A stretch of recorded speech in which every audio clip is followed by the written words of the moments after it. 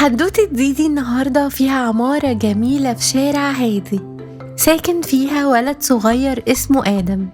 آدم كان لعبي وشقي وكمان كان شاطر قوي، بس كان ساعات بيكلم الكبار بطريقة مش لطيفة ومش بيسمع كلامهم.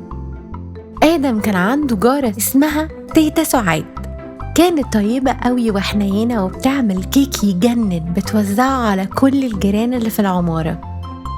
لكن آدم ما كانش بيحب يقعد معاها، وكان بيقول دي بتحكي حواديت قديمة قوي وبتمشي بالراحة قوي وبتسأل كتير، بتزهقني جدا الصراحة. وفي يوم مامته ادت ليه صينية أكل عشان يطلعها فوق لتيتا سعاد. آدم طلع وهو متضايق وخبط على الباب وهو مكشر كده. تيتا سعاد فتحت الباب بابتسامة وقالت له ازيك يا آدم، أنا كنت مستنياك. آدم رد عليها بسرعة وهو مستعجل، تيتا سعاد خدي الصينية دي. ردت عليه وقالت له تعالى ادخل يا آدم، أنا عاملة تورتة عجيبة أول مرة أعملها ومحتاجة ولد شطور زيك يقول لي رأيه فيها. آدم اتحمس كده ودخل على طول ولقى تورتة فعلا شكلها عجيب كلها بتلمع، وقال بحماس أنا عايزة أدوقها. تيتا سعاد ردت عليه وقالت له بس خلي بالك، اللي هياكل من التورتة دي هيعيش يوم كامل في شكل شخص تاني. آدم رد وقال يعني أنا ممكن أكون بطل خارق؟ قالت له تيتا سعاد الله أعلم.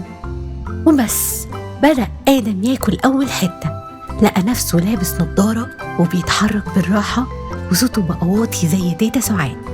راح يشوف نفسه في المراية عشان يتأكد وقال أنا بقيت تيتا سعاد. وفجأة الدنيا حواليه كلها اتغيرت وبقى في عالم تاني اسمه عالم الكبار. الأطفال بقوا بيجروا حواليه ويزعقوا ويتكلموا بصوت عالي، تيتا تيتا تيتا احكي حكاية، امسحي وشنا، خيطلنا لبسنا، اعمللنا كيكة. وآدم بصوته الكبير الجديد كان بيحاول يرد عليهم كلهم، بس تعب بسرعة ومحدش خالص كان بيساعده. قال لنفسه الموضوع طلع صعب قوي، أنا تعبت، هي تيتا سعاد بتعرف تعمل كل ده ازاي لوحدها؟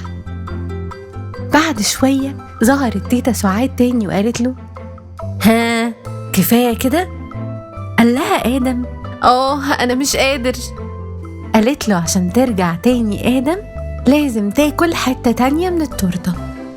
أكل آدم حتة من التورتة ورجع تاني آدم لشكله الطبيعي، وقال لها وهو بيحضنها أنا آسف قوي يا تيتا، أنا ما كنتش أعرف قد إيه أنتي بتتعبي وقد إيه أنتي طيبة وبتحبينا وبتعملي لينا كل حاجة بنحبها. ضحكت تيتا سعاد وقالت اعمل دايما يا آدم اللي تحب الصغيرين يعملوه معاك لما تكبر، هتلاقي نفسك بتعمل كل حاجة حلوة. ومن يومها وآدم بقى بيحب يطلع لتيتا سعاد ويقعد معاها ويساعدها، وبقى بياخد باله من كلامه وطريقته مع الكبار.